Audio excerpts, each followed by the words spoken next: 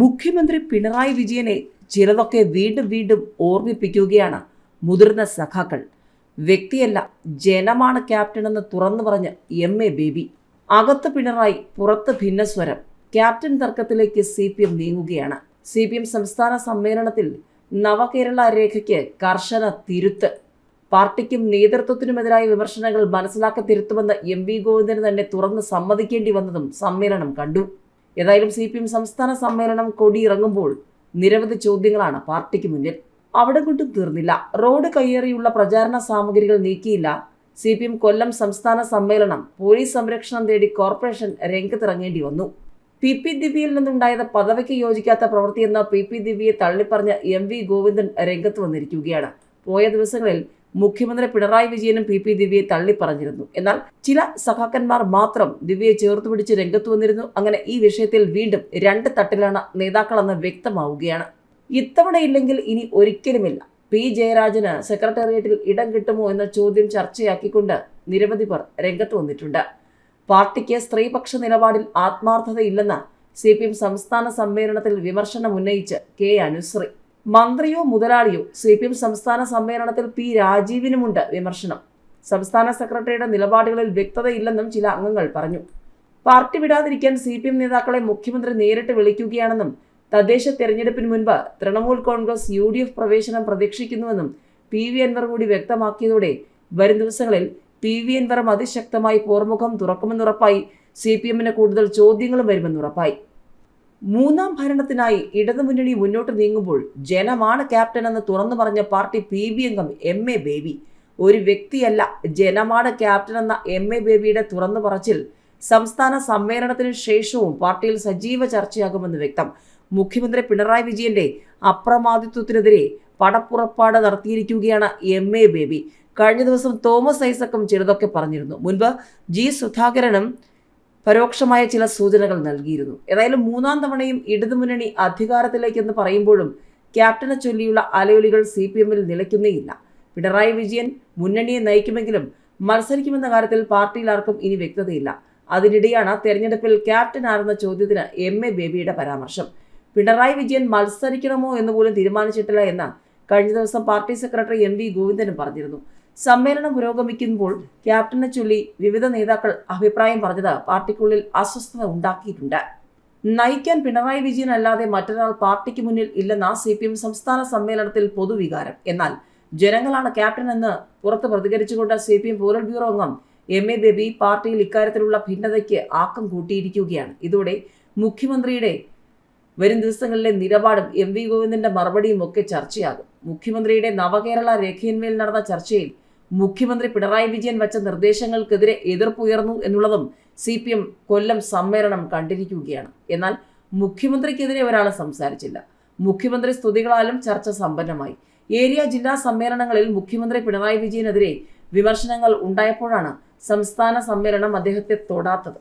മന്ത്രിമാരിൽ പലരും പോരെന്നും പിണറായിയുടെ നേതൃത്വമാണ് മന്ത്രിസഭയുടെ കരുത്തെന്നുമായിരുന്നു ഊന്നൽ.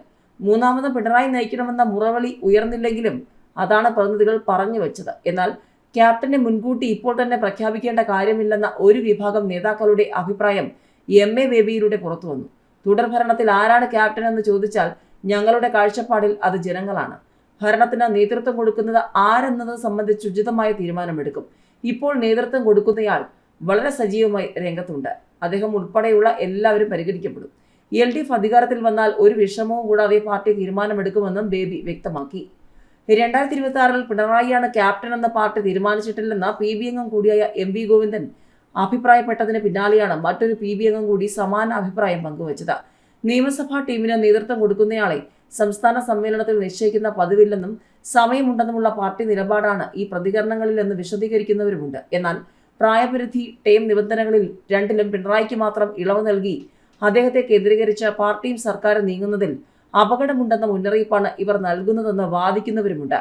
പിണറായി തുടരണോ, അദ്ദേഹം മാറിയാൽ പകരം ആര് എന്നതിലെല്ലാം അനിശ്ചിതത്വവും അതിന്റെ പേരിൽ ബലാബലവും CPMൽ ഉയർന്നതിന്റെ സൂചനകൾ സമ്മേളനത്തിന് അകത്തും പുറത്തുമുള്ള ചർച്ചകൾ നൽകുന്നുണ്ട്.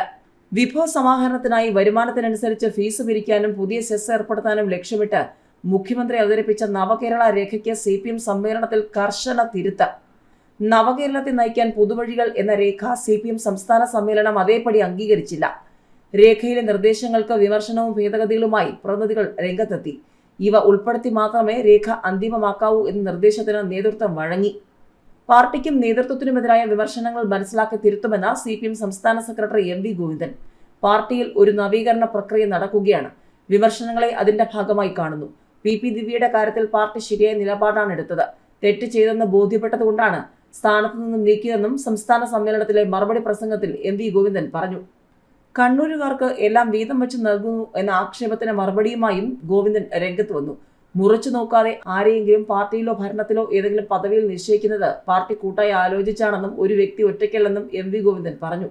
മെറിറ്റ് നോക്കാതെ കണ്ണൂരുകാർക്ക് എല്ലാം വീതം വെച്ച് നൽകുന്നു എന്ന ആക്ഷേപത്തിലാണ് പൊതുചർച്ചയ്ക്കുള്ള മറുപടിയിൽ MV ഗോവിന്ദൻ ആഞ്ഞടിച്ചത്. മുഖ്യമന്ത്രിക്കെതിരെ വരുന്ന ആക്രമണങ്ങളെ കൂട്ടായി പ്രതിരോധിക്കുമെന്നും ഗോവിന്ദൻ പറഞ്ഞു. തനിക്കെതിരെ ഉയർന്ന വിമർശനങ്ങളെ ഉൾക്കൊണ്ട് തെറ്റിതിരുത്തി മുന്നോട്ട് പോകുമെന്നും സംസ്ഥാന സെക്രട്ടറി സമ്മേളനത്തിൽ വ്യക്തമാക്കി. ഹൈക്കോടതിയുടെ ഉത്തരവുണ്ടായിട്ടും CPM സംസ്ഥാന സമ്മേളനത്തിന്റെ ഭാഗമായി നഗരത്തിലുടനീളം സ്ഥാപിച്ച കൊടിതോരണങ്ങളും ഫ്ലക്സ് ബോർഡുകളും നീക്കം ചെയ്യാതെ കോർപ്പറേഷൻ. കഴിഞ്ഞ ദിവസം തന്നെ എല്ലാ കൊടികളും ബോർഡുകളും മറ്റ് സാമഗ്രികളും റോഡിൽ നിന്നും നീക്കം ചെയ്യാനാണ് നിശ്ചയിച്ചതെങ്കിലും ഒന്നും ഉണ്ടായില്ല. ഇതിനായി സംരക്ഷണം ആവശ്യപ്പെട്ട പോലീസിന് കോർപ്പറേഷൻ സെക്രട്ടറി കത്ത് നൽകി. ഫ്ലക്സ് ബോർഡും മറ്റും സ്ഥാപിച്ചതിന് CPM ജില്ലാ സെക്രട്ടറി S സുദേവന് കൊല്ലം കോർപ്പറേഷൻ പിഴ നോട്ടീസ് നൽകിയിരുന്നു. 4 ലക്ഷത്തോളം രൂപയാണ് പിഴ. നഗരത്തിൽ 20 സ്ഥലത്ത് വമ്പൻ ഫ്ലക്സ് ബോർഡുകളും 2500 സ്ഥലത്ത് കൊടിതോരണങ്ങളുമാണ് ഉയർത്തിയത്. ഇതിനെതിരെയാണ് കൊല്ലം കോർപ്പറേഷൻ CPM ജില്ലാ സെക്രട്ടറിക്ക് നോട്ടീസ് നൽകിയത്. ദിവസങ്ങൾക്ക് മുൻപ് കൊല്ലത്തെത്തിയ ഹൈക്കോടതി ജഡ്ജി ദേവൻ രാമചന്ദ്രൻ നിയമലംഘനം ചൂണ്ടിക്കാട്ടിയതോടെയാണ് നടപടി. നാട്ടുകാർക്ക് കാൽനട യാത്ര പോലും ദുഷ്കരമായ രീതിയിലാണ് പൊതുവഴികളിൽ CPMന്റെ ചുവപ്പ് അലങ്കാരം. കൊല്ലം സെന്റ് ജോസഫ് കോൺവെന്റിന് സമീപം എടുപ്പുകുതിരയും സമ്മേളനത്തിന്റെ ഭാഗമായി വഴിയരികിൽ സ്ഥാപിച്ചിട്ടുണ്ട്. എന്നാൽ ഗതാഗത കുരുക്കുണ്ടാക്കിയും നടപ്പാത കയ്യേറിയും പൊതുജനങ്ങൾക്ക് ബുദ്ധിമുട്ടുണ്ടാക്കുന്ന തരത്തിലുമാണ് ഇവയെല്ലാം ഉള്ളത്. സമ്മേളനത്തിന്റെ ഭാഗമായി കഴിഞ്ഞ ആഴ്ച മുതൽ നഗരത്തിൽ ഗതാഗത തടസ്സം രൂക്ഷമാണ്. സംസ്ഥാന സമ്മേളനത്തിൽ സെക്രട്ടേറിയറ്റ് രൂപവത്കരണം CPMൽ പതിവില്ലാത്തതാണ്. 40 വർഷത്തിനിടെ ആ പതിവ് പാർട്ടി തെറ്റിച്ചത് കഴിഞ്ഞ എറണാകുളം സമ്മേളനത്തിലാണ്. അന്ന് 7 പേരെ ഒഴിവാക്കി 8 പേരെ പുതുതായി ഉൾപ്പെടുത്തി CPMന്റെ സംസ്ഥാനത്തെ ഏറ്റവും ഉയർന്ന ഘടകമായ സെക്രട്ടേറിയറ്റ് അടിമുടി അഴിച്ചുപെടുന്നു. സീനിയോറിറ്റി പരിഗണനകൾ മാറ്റിവെച്ച് യുവനിരയുടെ കടന്നുവരവിനും അതുവഴി കഴിഞ്ഞ സമ്മേളനം സാക്ഷ്യം വഹിച്ചു. അതാണ് സമ്മേളനത്തിൽ തന്നെ സെക്രട്ടേറിയറ്റിനെ തിരഞ്ഞെടുക്കാനുള്ള കാരണമായി വിലയിരുത്തുന്നത്. ആ നില തുടരുമോ എന്നുറപ്പില്ല. സാധാരണ നിലയിൽ പുതിയ സംസ്ഥാന കമ്മിറ്റിയാണ് സമ്മേളനം തിരഞ്ഞെടുക്കുക. സെക്രട്ടേറിയറ്റ് രൂപവത്കരണം പിന്നീടാണ് നടത്തുക. കഴിഞ്ഞ തവണത്തെ മാറ്റി നിർത്തിയാൽ ഇതായിരുന്നു പതിവ്. കൊല്ലം സമ്മേളനത്തിലേക്ക് എത്തുമ്പോൾ ഇത്തവണ AK ബാലൻ, PK ശ്രീമതി, ആനാവൂർ നാഗപ്പൻ എന്നിവരാണ് 75 വയസ്സ് പ്രായപരിധിയിൽ സെക്രട്ടേറിയറ്റിൽ നിന്നും ഒഴിവാക്കപ്പെടുന്നവർ. AK ബാലന് പകരം പാലക്കാട് നിന്നും AB രാജേഷ് വരുമെന്ന് ഏറെക്കുറെ ഉറപ്പാണ്. PK ശ്രീമതി ഒഴിയുന്നതോടെ വനിതാ പ്രാതിനിധ്യമായ TN സീമ, CS സുജാത ഇവരിൽ ഒരാൾ വരുമെന്ന സൂചന പൊതുവെയുണ്ട്. കണ്ണൂരിന്റെ ആധിപത്യത്തെ സമ്മേളനത്തിൽ പത്തനംതിട്ടയിൽ നിന്നുള്ള പ്രതിനിധി വിമർശിച്ചു. PK ശ്രീമതി മാറുന്ന സാഹചര്യത്തിൽ കണ്ണൂരിൽ നിന്ന് മുഖ്യമന്ത്രിയുടെ പൊളിറ്റിക്കൽ സെക്രട്ടറി കൂടിയായ P ശശി സെക്രട്ടേറിയറ്റിൽ എത്താനാണ് എല്ലാ സാധ്യതയും. അങ്ങനെയെങ്കിൽ P ജയരാജന്റെ സാധ്യത അടയും. അങ്ങനെ വന്നാൽ P ജയരാജന് സെക്രട്ടേറിയറ്റ് അംഗത്വം കിട്ടാക്കനിയാകും. 72 വയസ്സായ P ജയരാജന് അടുത്ത സമ്മേളനമാകുമ്പോഴേക്കും 75 വയസ്സ് പ്രായപരിധി പിന്നിടും. സെക്രട്ടേറിയറ്റിലേക്ക് ഇത്തവണ ശശിയെ പരിഗണിക്കുന്നില്ലെങ്കിൽ P ജയരാജന് വഴിതെളിയും.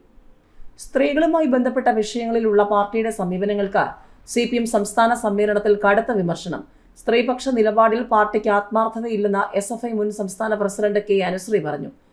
CPM സംസ്ഥാന സമ്മേളനത്തിന്റെ 2ാം ദിവസം പൊതുചർച്ചയിൽ പങ്കെടുക്കുമ്പോഴാണ് അവർ സ്ത്രീകളുമായി ബന്ധപ്പെട്ട വിഷയങ്ങളിൽ CPMന്റെ സമീപനങ്ങളെ വിമർശിച്ചത്.